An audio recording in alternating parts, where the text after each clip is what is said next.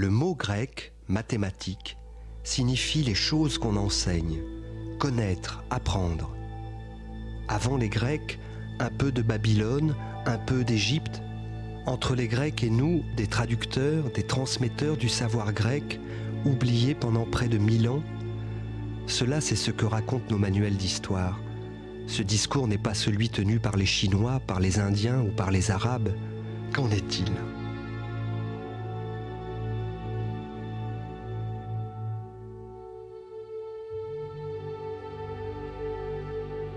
Il suffit que vous examiniez quelques chapitres ou quelques morceaux de science.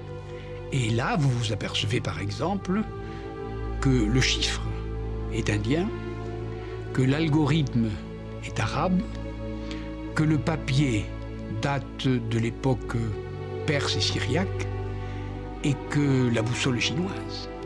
Et vous voyez donc que si vous prenez un petit morceau de magnétisme ou d'électricité, vous allez tout d'un coup avoir une page qui contient les 5 ou 6 paternités.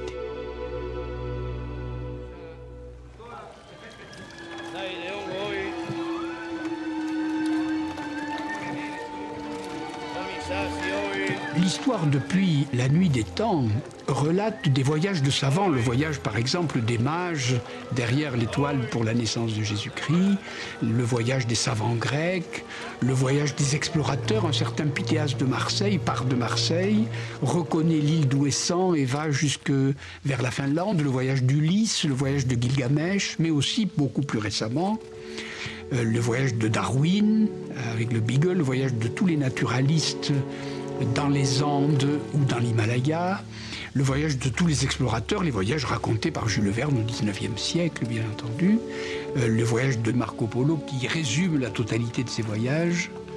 Marco Polo, pourquoi? Parce qu'il passait dans les pays arabes, indiens, chinois, et il revenait.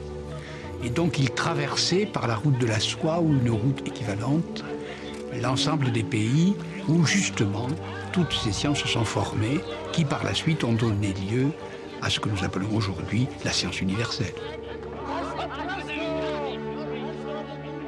Venise, 1324. 1000 morceaux d'étoffe, 1000 couleurs, 1000 fils de soie forment ce tissu d'arlequin que porte un comédien sur les planches d'un théâtre forain où se joue une pièce de la Commedia dell'arte. C'est une carte faite de 1000 pays dont les bords tracent une route imaginaire, la route de la soie, la route de la science. La science a métissé le monde. Partout dans le monde, la science est la même aujourd'hui. Il n'en a pas toujours été ainsi. La science, les scientifiques, n'ont jamais cessé de voyager. Ils ont métissé la planète. L'immense mélange, l'immense brassage, l'immense métissage, comme ce costume d'arlequin fait de 1000 morceaux. Ce costume ressemble à un puzzle, il ressemble au monde. Il est la légende du monde.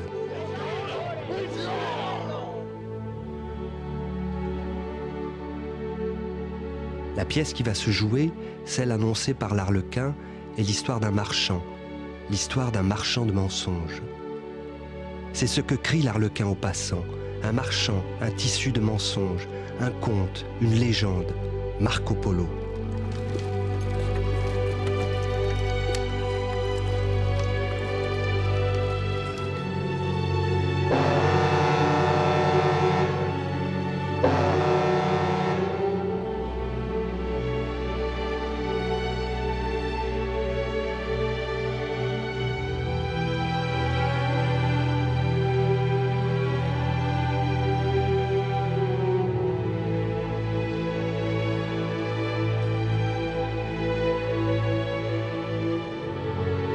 Voici la première carte du monde.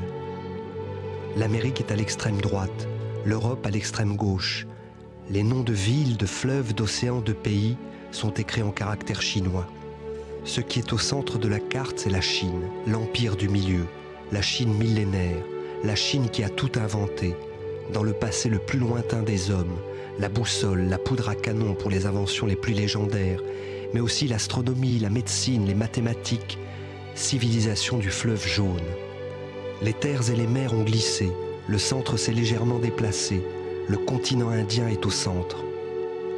L'Inde, la médecine millénaire, les mathématiques millénaires, les Védas qui en témoignent, l'invention du zéro qui est la naissance même de l'algèbre, les calculs indiens jusqu'à 10 à la puissance 23, civilisation de la vallée de l'Indus.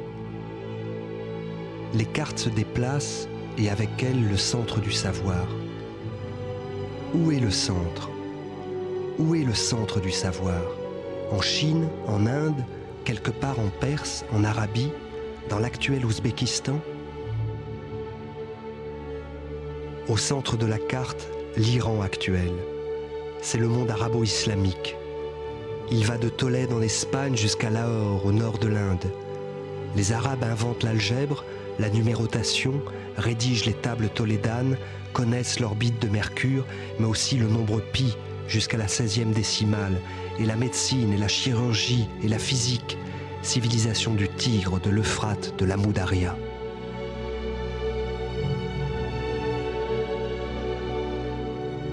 L'immense puzzle est là sous nos yeux, flottant dans l'espace, la Terre tourne. Le jour vient d'un côté, la nuit va de l'autre.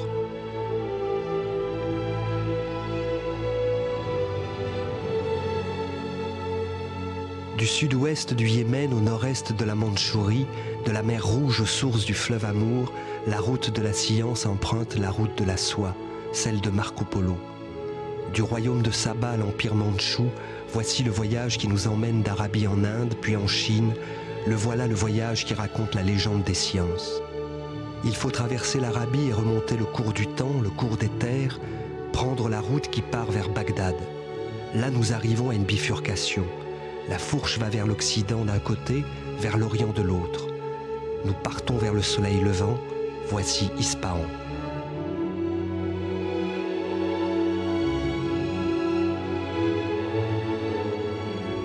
Une autre bifurcation. Il y a là deux routes, l'une qui part vers la Moudaria, Samarcande, Tashkent, l'autre vers le nord de l'Inde, Hérat, Islamabad, puis elle suit le cours du Gange, Bénarès, Calcutta. Elle se jette dans le golfe du Bengale. Voici les rivages de Rangoon, puis en remontant vers Hanoï, voici Canton, puis Shanghai, Pékin, la Mandchourie. D'Ispahan, une autre route part vers le nord-est. Elle traverse le désert de Gobi, puis le nord de la Chine, Dunhuang, Wumei, Lanzhou, Tian. Voici les rivages de la mer Jaune. S'il en va de la soie comme de la science, leurs routes sont les mêmes dans le temps et dans l'espace, et le héros figuré de cette légende est Marco Polo.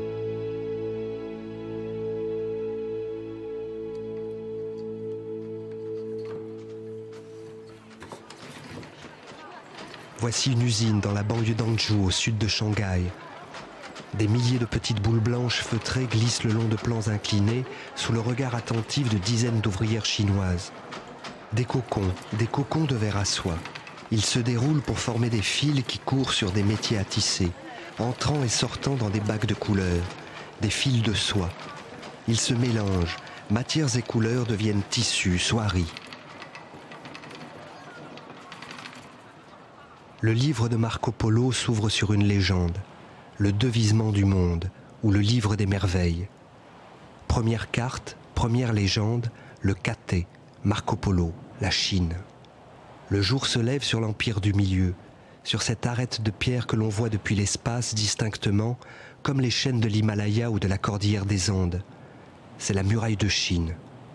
On la voit se profiler sur les crêtes des montagnes à perte de vue, le mur de l'immense empire civilisé et solitaire.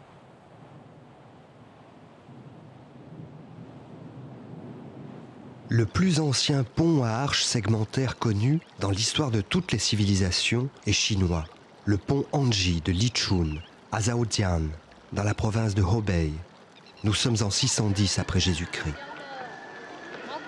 L'eau coule emportant des jonques, des remorqueurs, sur cet affluent qui se jette dans le fleuve jaune, celui qui traverse la Chine jusqu'au Turkestan.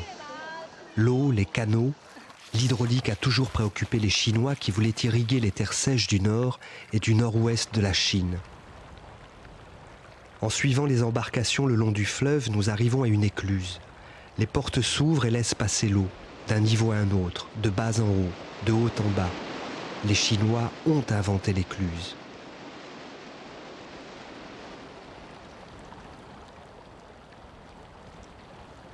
C'est une horloge, une gigantesque horloge astronomique, construite au palais impérial de Kaifeng, dans la province de Honan. Une roue hydraulique mettait en rotation un globe céleste, une sphère armillaire et une série très élaborée d'engrenages qui annonçaient l'heure. Cette sphère constituait ainsi le premier de ces mécanismes d'horlogerie qu'on utilise aujourd'hui dans nos télescopes.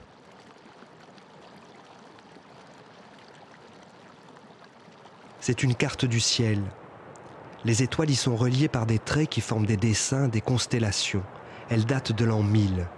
Elle serait la reproduction d'une carte beaucoup plus ancienne, datant de 2000 ans avant notre ère. Ou cette carapace de tortue. Sur l'écaille peinte, on distingue des points reliés par des traits. Il y a des caractères chinois près de chaque dessin formé, des noms de constellations. On peut reconnaître Orion ou la Grande Ourse. Sur l'écaille de tortue, il y a le ciel chinois.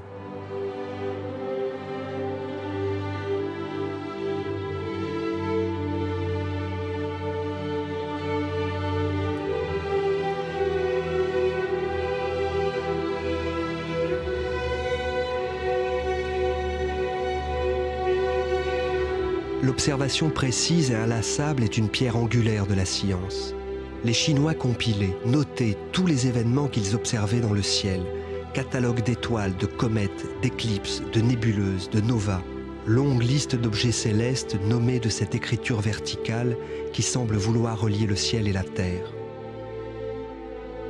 Ils pratiquèrent peu l'astronomie planétaire et peu l'explication du monde où les Grecs excellèrent. Cela procura aux Chinois des avantages.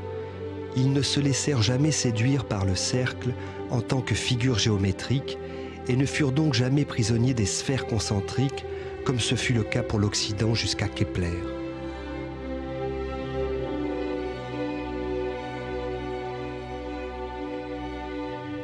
Les calculs faits à l'époque Tang au 8e siècle après Jésus-Christ avaient daté les événements anciens jusqu'à 100 millions d'années en arrière.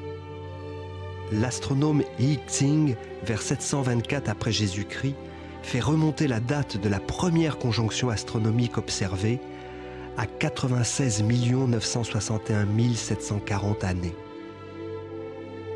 Ce sont les Chinois qui établirent au 7e siècle de notre ère le principe Chang'e, selon lequel les queues de comètes se dirigent à l'opposé du Soleil. Voici une comète, elle traverse le ciel.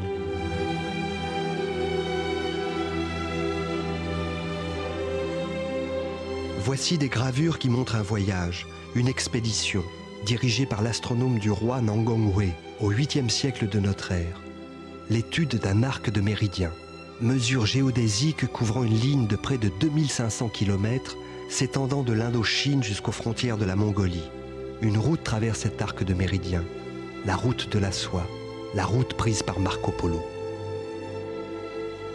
Nous sommes au nord de la Chine, près des rives du fleuve Amour. Il y a des textes chinois, Hanhing, qui font état de la structure hexagonale des flocons de neige, 1300 ans avant Kepler en Occident. Quand nous cherchons le principe du processus de l'ensemencement des nuages, en comparant les cristaux de neige avec ceux des différents sels et minéraux, nous le trouvons dans les observations précises faites par Zhuxi au XIIe siècle de notre ère.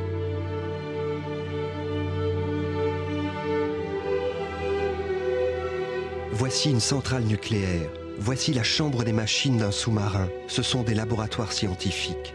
Dans ces lieux inventés par la science où la nature est soumise à une observation exacte, nous voyons des murs couverts de cadrans et d'aiguilles qui donnent des informations. Le premier appareil à cadran et à aiguille fut la boussole magnétique. Il est chinois. C'est un véritable morceau d'aimant taillé suivant la forme de la cuillère du Nord, la Grande Ourse. C'est la première boussole connue, 105 après Jésus-Christ. Les Grecs savaient que l'ambre, quand il est frotté, attire la paille et qu'une pierre qu'on trouve en Asie mineure, à Magnésie, ville de Turquie, attire le fer. Découverte chinoise, si loin de la Chine. Les Grecs ne donnaient aucune importance à de tels faits, qu'ils croyaient triviaux. Le ciel leur faisait une trop grande impression. Des petits morceaux de paille ou des fragments de fer ne pouvaient leur provoquer qu'un amusement sans conséquence, pas les Chinois. La science du ciel pour les Chinois commence par l'établissement de sa carte, cartographier le ciel. Le ciel pour eux était le modèle de la société chinoise. Il s'agissait de reproduire le ciel sur la terre. Une étoile fixe, l'étoile polaire, l'empereur, et tout autour, tournant autour d'elle, autour de lui, des cercles d'étoiles mobiles, les castes de la société chinoise. Voici la polaire, voici les cercles. Qu'un événement vienne déranger cet aspect immuable du ciel, comète, éclipse, nova, et c'est le signe d'un événement qui aura lieu sur la Terre. Le ciel est en avance sur la Terre.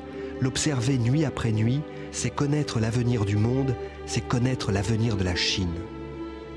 Pour observer les étoiles nuit après nuit, il faut rester fixe, regarder longtemps la même région du ciel. Comment faire alors que la Terre tourne ? Tourner dans l'autre sens. Le télescope est fixé sur une monture qui permet de suivre le mouvement apparent des étoiles et qui donne en fait au télescope un mouvement très précisément inverse de celui de la rotation de la Terre. C'est ici, à Danfeng, littéralement au centre de la Chine, au centre du monde, que l'astronome Guo Shujing inventa ce mécanisme d'horlogerie qu'on utilise aujourd'hui dans nos télescopes, la monture équatoriale.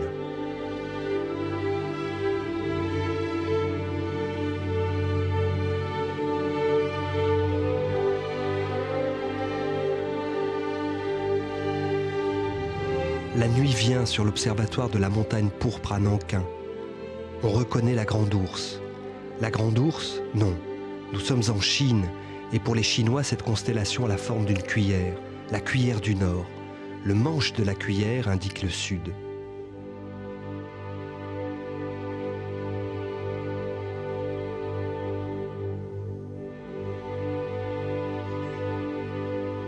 Des corps humains sont dessinés sur des panneaux accrochés au mur. Nous sommes chez un médecin, un acupuncteur, Axian. Les corps sont constellés de points d'acupuncture. La méthode de l'acupuncture est sous-tendue par l'analogie entre le ciel et la terre. 12 lignes correspondant aux 12 mois de l'année sont décrites pour le corps. Dans ces lignes circule une énergie vitale suivant le rythme du yin et du yang. Sur ces lignes sont placés 365 points, autant que les jours de l'année. À un dérèglement localisé correspond un point précis où il s'agira d'apporter ou de drainer de l'énergie. L'aiguille d'acupuncture représente l'axe du monde, reliant le ciel et la terre. Elle met en rapport le microcosme et le macrocosme, pour que le rythme perturbé de l'un se rétablisse en référence à l'autre. L'invention du papier en l'an 105 par Cai Lun, eunuque secrétaire particulier de l'empereur. L'invention de l'imprimerie, l'invention de l'horloge, l'invention du sismographe en l'an 130 de notre ère par Zhang Heng. Et les sciences géographiques et cartographiques, ou géologiques et météorologiques, les Chinois utilisaient des méthodes de relevé précises qui leur permettaient l'établissement de cartes en relief. Ou encore, dès le XIVe siècle avant Jésus-Christ, les Chinois pouvaient énoncer n'importe quel nombre, si grand soit-il, en n'utilisant que 9 signes. Les mathématiques chinoises développant la tradition babylonienne furent fondamentalement algébriques et arithmétiques. On doit aux Chinois des concepts et des méthodes tels que le calcul de la valeur décimale, les fractions, les nombres négatifs. On calcula très tôt en Chine des valeurs très précises de pi, ainsi que les racines des grandes puissances. Mais on le dit aussi des Indiens, des Arabes, des Grecs. Pas de science occidentale, pas de science sans la Chine. Que font les Chinois de ces découvertes accumulées? Que font-ils de ces découvertes qui, quand elles déferleront en Occident, changeront le cours de l'histoire?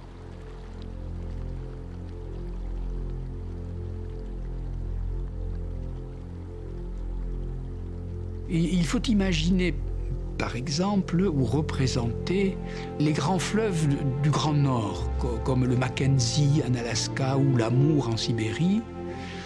Et ce qu'on voit par avion lorsqu'on survole l'Amour, c'est un extraordinaire enchevêtrement de 1000 lits anastomosés. Et ce lit majeur est immense, et on a l'impression qu'à l'intérieur, quand on le regarde de près, il y a 1000 petits lits mineurs. Et ils sont tellement encombrés de sable, de graves, de cailloux, de rochers, qu'on se demande si ça coule ou si ça coule pas. Et puis surtout, pendant l'hiver, où telle partie est gelée, ou au printemps est gelée le matin, dégelée à midi, regelée le soir, Et tout d'un coup, on s'aperçoit que le fleuve ne coule pas. Il ne coule pas pourquoi? Parce qu'on a l'impression qu'il y a des poches d'eau qui sont arrêtées par des barrages. Et une belle question que se pose la science à un moment, c'est à quelles conditions tout se met à couler, c'est-à-dire tout se met à se fédérer. Vous voyez là qu'il y a un habit d'Arlequin, de petites poches d'eau et de petits barrages, et à un certain moment, il faut bien que l'eau trouve le chemin pour passer à travers tous ces barrages. Que ces barrages soient les graves, les sables, le gel, etc. Et c'est ça couler. Et le mot couler, d'ailleurs, est un vieux mot latin collaré qui veut dire filtrer. Alors, il y a des inventions ici, il y a des inventions là, il y a des idées relativement fécondes, il y a des trouvailles, mais ça ne coule pas encore. Le barrage l'a emporté sur le tronc majeur. Et tout d'un coup, la totalité de ces inventions, de ces trouvailles, de ces techniques, de ces objets, de ces façons de faire, se fédèrent ensemble et à ce moment-là, coule ce grand fleuve. Et tout démarre. Tout d'un coup, le cours majeur se précipite et c'est ça l'histoire des sciences.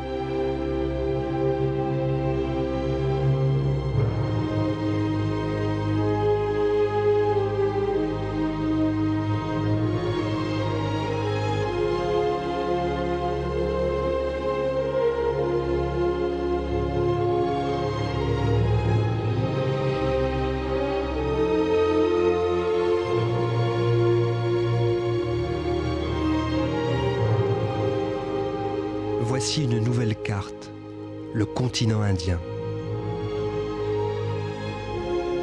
L'intérieur d'une échoppe, un marchand de tissus qui jette en les dépliant des coupons brillants sur le sol. 1000 couleurs, 1000 motifs, 1000 fils entremêlés, tissus d'Arlequin. De la soie se déroule devant nous. Vient-elle de Chine? Vient-elle d'Arabie? Vient-elle d'ici où nous sommes chez ce marchand de Bénarès?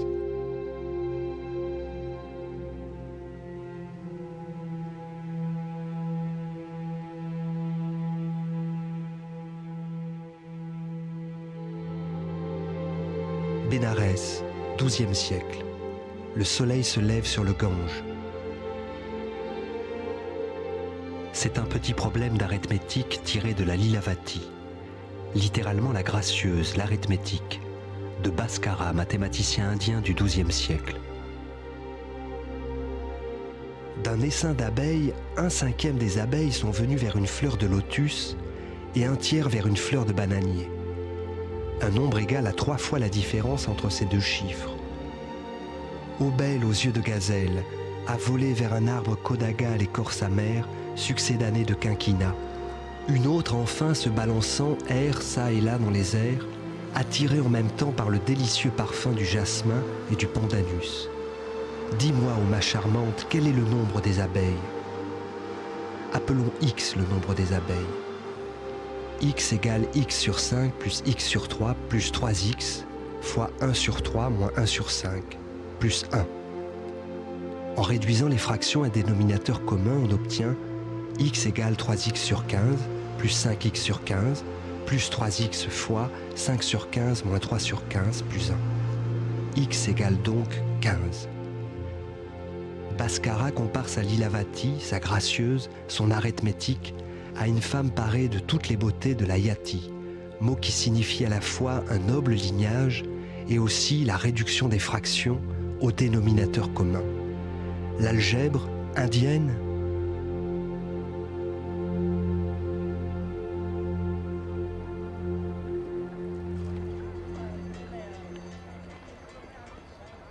Le soleil est plus haut dans le ciel.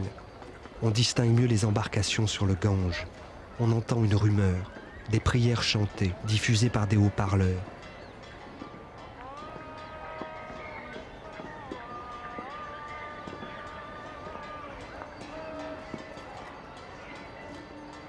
Dans le ciel derrière les cerfs-volants, une statue de Shiva est apparue. Nous voyons son corps tout entier. Le corps, Tanu, la terre, la lune, sont des mots pour dire le chiffre 1. Nous voyons ses yeux, Nayana, ses bras, Bahu, ses chevilles. Yeux, bras, chevilles sont les nombres du chiffre 2. Ani, le feu, désigne le nombre 3 parce qu'il y a 3 feux rituels dans les Védas, les textes les plus anciens de l'Inde. Sur le front de Shiva, il y a un troisième œil, légende du chiffre 3. Et pour 4 cerfs-volants, les Indiens diront l'océan, les 4 points cardinaux, et 5 pour les éléments, et 6 pour les parties du corps. Adri, la montagne, désigne le nombre 7, parce qu'il y a 7 montagnes en Inde, et 8 sera l'éléphant ou le serpent, et 9 les planètes, les 9 chiffres.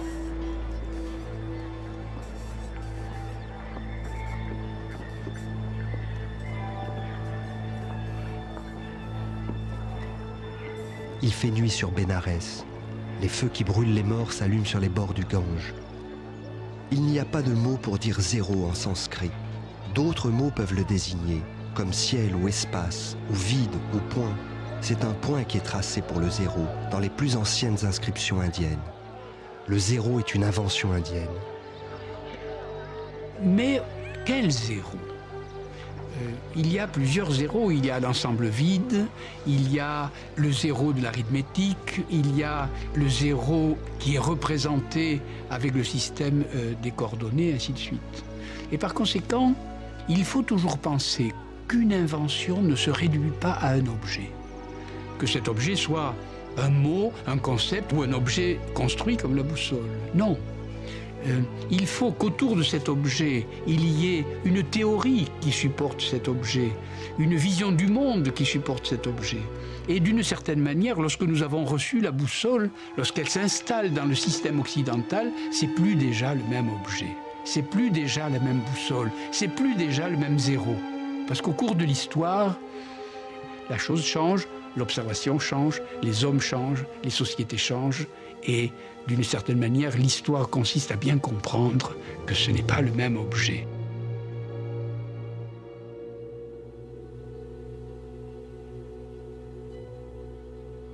Gracieuse, œil, bras, feu, montagne, terre, lune, ciel, espace, voilà des mots, voilà des nombres, voilà de l'arithmétique, des mathématiques, de l'astronomie.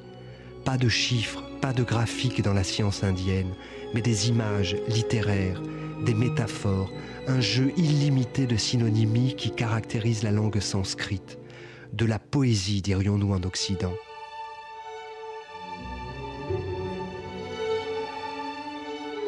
Les grands chiffres dans les textes sanskrits se présentent sous la forme d'un vers ou d'une strophe.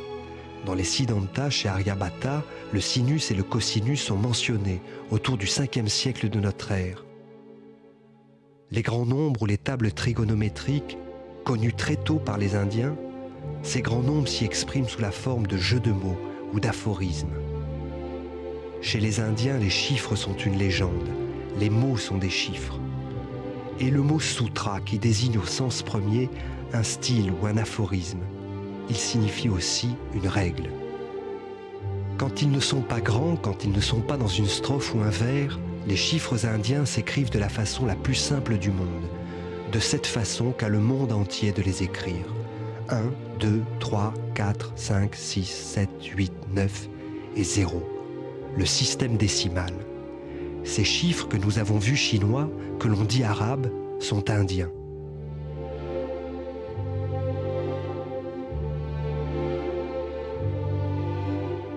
Les Indiens disposaient de mots spécifiques pour compter jusqu'à 10 puissance 12, ou 1 million de millions. Et cela pouvait même aller jusqu'à 10 puissance 23, et même 53. Les barques du Gange, les abeilles du figuier, les cerfs-volants de papier sont des images, ce sont des légendes.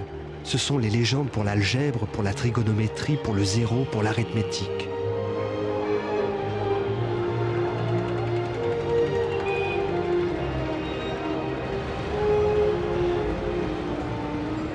Et ce palais de Maharaja, le palais des vents, à Jaipur. Il y a là un immense escalier de pierre qui part vers le ciel. C'est un triangle rectangle, c'est un observatoire astronomique. Il y a là d'autres cadrans solaires, des sphères, des escaliers de pierre. Ajoutez 4 à 100, multiplié par 8, ajoutez encore 62 000. On a ainsi une valeur approchée, asana, de la circonférence d'un cercle dont le diamètre est de 2 myriades. Ce vers d'Aryabhata, mathématicien indien du VIe siècle, nous livre une formulation très précise sur la valeur approchée du rapport circonférence sur diamètre 62 832 sur 20 000 égale 3,1416. Le nom mathématique du cercle, indien, grec, arabe, chinois. L'un des plus importants traités d'astronomie indienne, le Mahasiddhanta, fut traduit du sanskrit dans les années 770 à l'instigation du calife Al-Mansour. C'est vers cette époque que l'Inde fut envahie. C'est vers cette époque que le ciel indien devint un ciel arabe, et avec lui, les sciences qui l'accompagnent.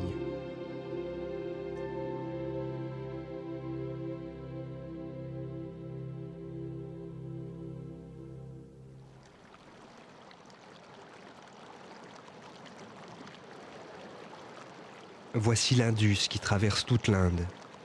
L'Inde, en vieux perse hindou, correspond au sanskrit Sindhu, l'Indus, c'est-à-dire le fleuve. Inde veut dire fleuve. Voici un triangle, rectangle. La corde transversale d'un rectangle produit par construction sur elle d'un carré ce que produisent séparément la longueur et la largeur. Nous voyons le carré se former, nous avons vu l'hypoténuse, les deux autres côtés, l'angle droit, le théorème de Pythagore. Il disparaît derrière l'eau de l'Indus. Les Indiens ne le nomment pas théorème. Alors, est-ce que c'est le théorème de Pythagore ou est-ce que ce n'est pas le théorème de Pythagore?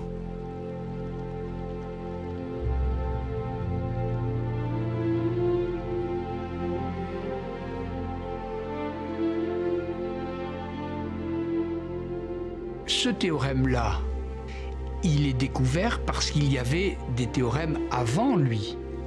Et grâce à cette découverte, il y aura des théorèmes après lui. Donc, on ne peut pas imaginer une géométrie où il n'y aurait que le théorème de Pythagore. Non, il est saisi un peu comme un bijou est saisi dans une bague, un peu comme un bateau est saisi dans le fleuve qui coule. Il est saisi dans tout un processus qui le précède et qui le suit dans sa démonstration. Par conséquent, si vous isolez le théorème de Pythagore ou un schéma, on peut reconnaître en effet une forme de ce genre. Et alors on a dit, oui, là, il est là. Mais tant qu'on n'a pas la totalité du fleuve, c'est-à-dire l'ensemble de la théorie qui porte avec le théorème de Pythagore, on peut dire aussi, non, ce n'est pas le théorème de Pythagore.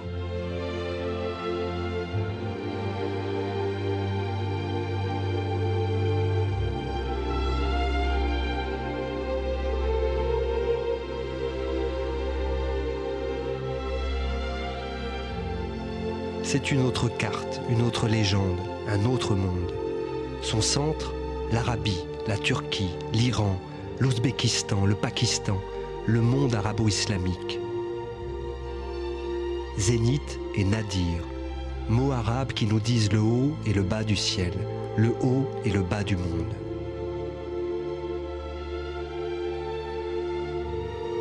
Au pays des mille et une nuits, un voyageur poursuit sa route. Marco Polo. Son livre des merveilles s'ouvre à nouveau devant nous.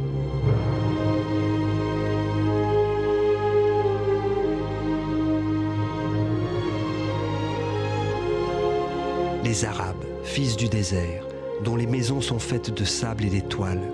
Les voici les grands voyageurs, les voici les marchands qui prennent tous les chemins, qui vont aux quatre vents, qui remplissent leurs sacs de trésors, ceux des pays millénaires, des pays de la soie, des pays du savoir. Les voici les routes, des sables du désert du Yémen aux tables tolédanes de l'Espagne, le Qatar, le Yémen, la Syrie, Tolède, Istanbul, Samarcande, Karachi, jusqu'aux confins de la Chine. Le voilà l'immense tamis, le voilà l'immense puzzle constitué, le voilà l'immense brassage qui nous a produits.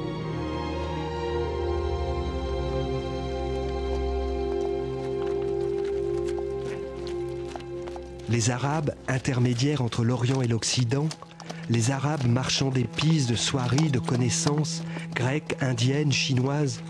Partons, nous allons voir.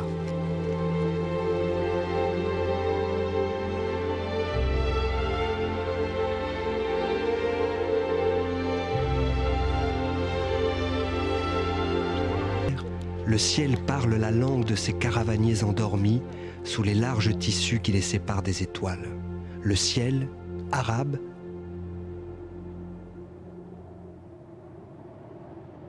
il y a des noms latins. Sirius, qui est la plus grosse étoile du ciel d'hiver, dans la canicule, est un nom latin.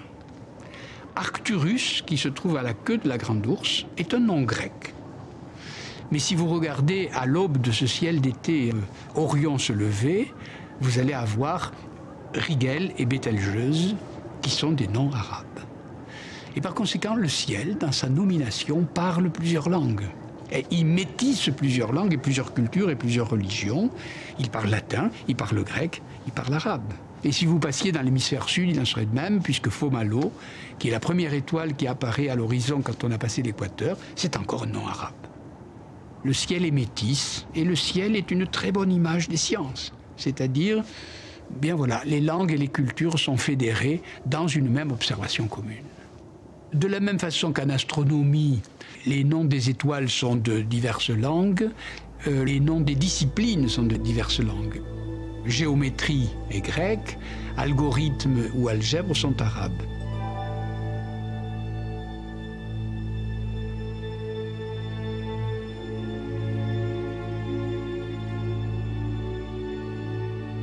Algorithme, système de l'arithmétique décimale, vient du nom d'un des plus grands mathématiciens iraniens de langue arabe, Al-Khwarizmi.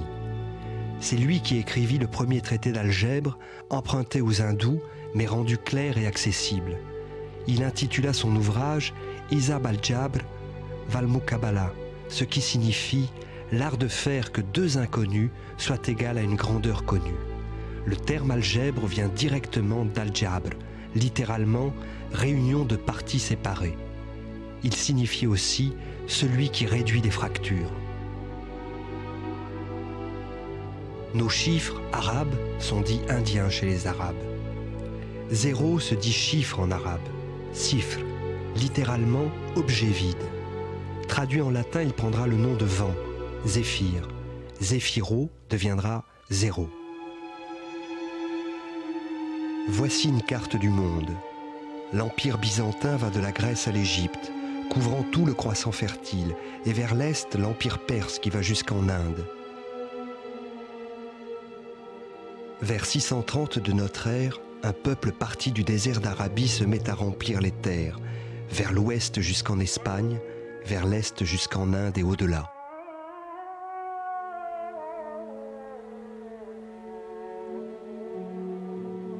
« 7, 8, 9, 10, 11, 12, 13, 14, 15, 15e siècle, 10 siècles pour les Arabes, pour le monde arabo-islamique. »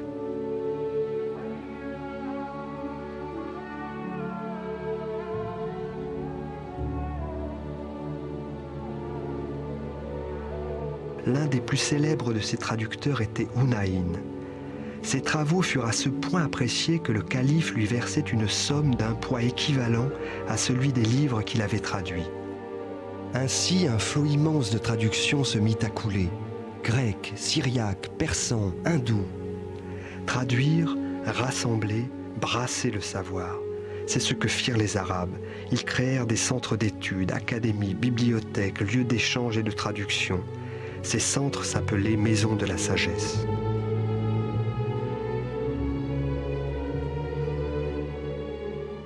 À partir d'une traduction, une idée brille, une idée explose, une idée se développe. Et quelques siècles après, c'est nous, les Occidentaux, qui avons été saisis dans les monastères de cette même fièvre de traduction. Nous avons traduit les manuscrits arabes en latin, et tout d'un coup, nous nous sommes aperçus que dans les manuscrits arabes, il y avait à la fois des traces grecques, les éléments d'Euclide, par exemple, ou le corpus hippocratique parfois, mais aussi d'extraordinaires inventions qui appartiennent en propre à la civilisation, à la culture de langue arabe de cette époque.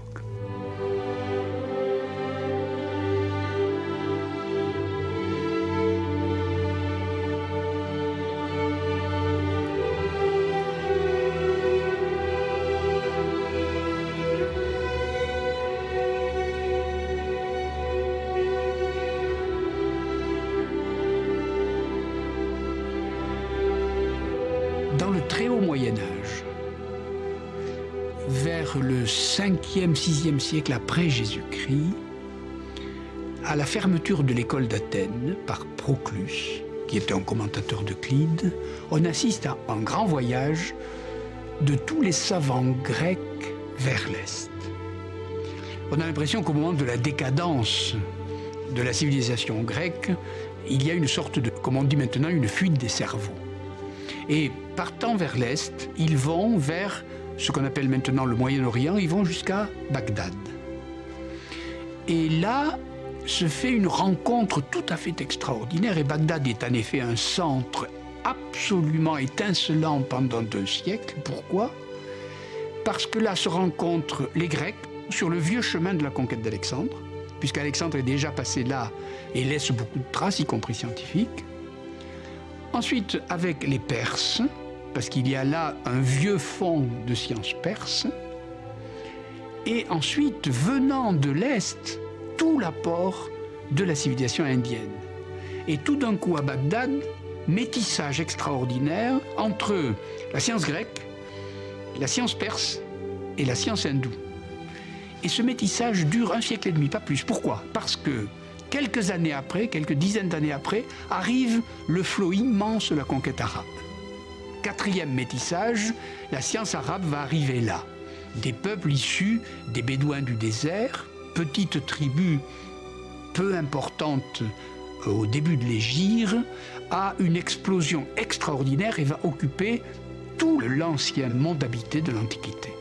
Et nouvelle Ante, comme on dit la prune d'Ante, nouveau greffon, il va y avoir tout d'un coup à Bagdad 4 sciences, la grecque, la perse, l'arabe qui vient d'arriver et l'hindou, qui vont réunir là leurs 4 confluents pour faire un fleuve gigantesque.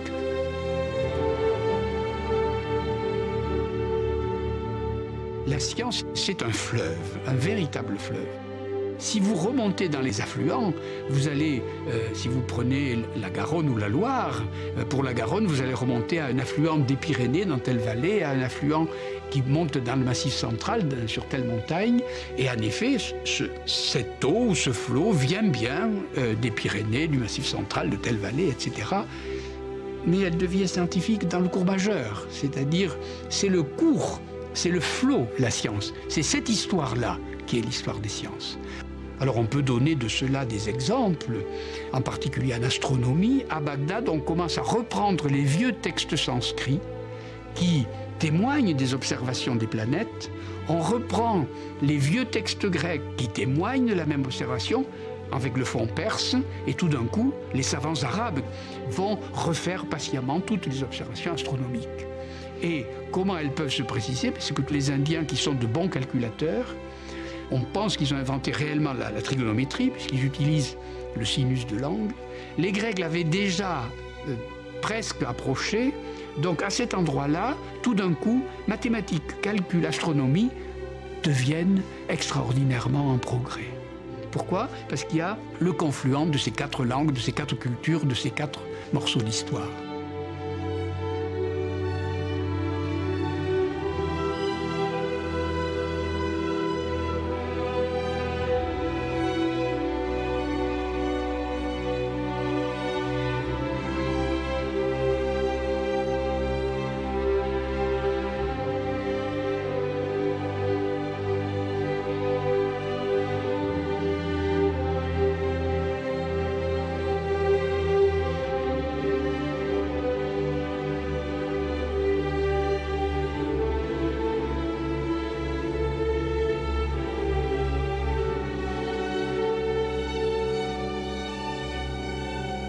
Un même problème est posé quelquefois pendant plusieurs dizaines d'années, voire plusieurs siècles. Et ce problème change selon les temps, selon les lieux, selon les angles d'attaque, quelquefois selon les langues. Et ce problème, peu à peu se transformant, est un problème complètement métis. Il porte sur lui 1000 et 1000 confluences, 1000 et 1000 influences.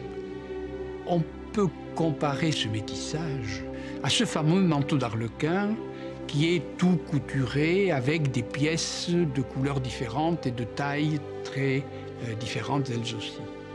Et Ce manteau d'Arlequin, on dirait une carte de géographie.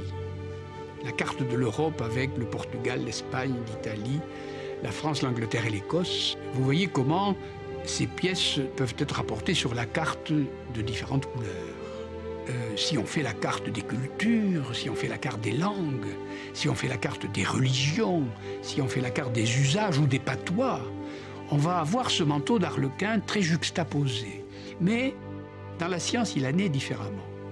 Il y a bien un manteau d'Arlequin, il y a bien des personnes qui n'ont pas la même langue, qui n'ont pas les mêmes croyances, qui n'ont pas la même culture, mais ils se fédèrent dans un langage et en s'occupant d'objets tels que le manteau d'Arlequin devient tout d'un coup la robe de Pierrot, toute blanche. C'est-à-dire toutes les couleurs se fédèrent de telle sorte que tout d'un coup, le blanc, c'est la somme de toutes les couleurs.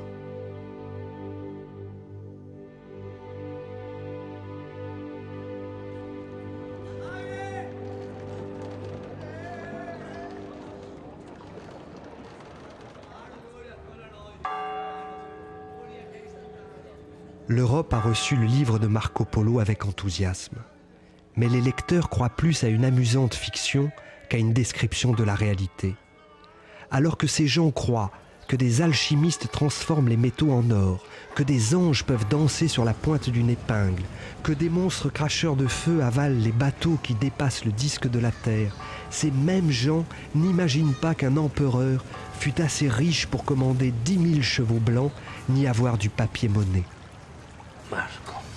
Marco, giurimelo sui santissimi Vangeli del Salvador, che non ti sei arrivato infino al Catay e che non ti parlavo all'imperatore della China. Dimmelo, a me te me lo puoi dire. Che ti solo contare delle fiabe, delle fantasie, delle leggende. No, non le sei leggenda. No, non le sei fiabe, non le sei bugie. C'est tutto vero. Vero, verità è. Lo giuro, sul Vangeli del Salvador. Vien più vicino. Ascoltimi ben. Amico contao solo la metà di quello che ho visto.